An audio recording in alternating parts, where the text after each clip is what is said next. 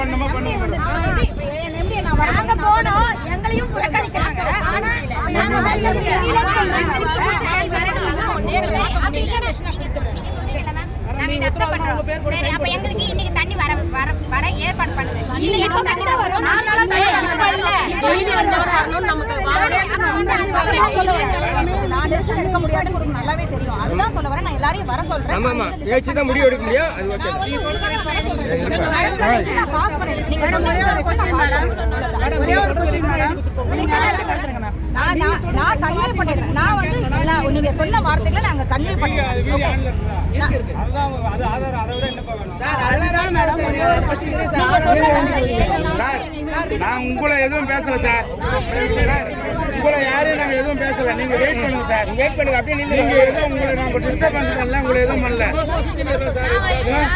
நாங்க எத்தனை மனு கொடுத்துருக்கோம் தெரியுமா? உங்களுக்கு தெரியும்.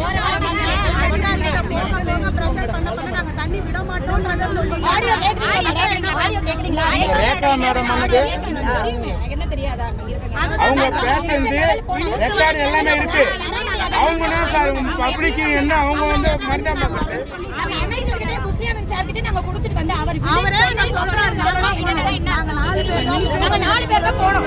ஓகே, புரியுது. உங்களுக்கு இது எல்லாமே புரியுது. நான் என்ன சொல்றேன், இந்த வெயில்ல எல்லாரும் நின்னு இப்படி பண்றதை விட நாளைக்கு நாங்க ஒரு நாள் நாங்க கஷ்டப்படுறோம். ஒரு நாள் நாங்க கஷ்டப்படுறோம்.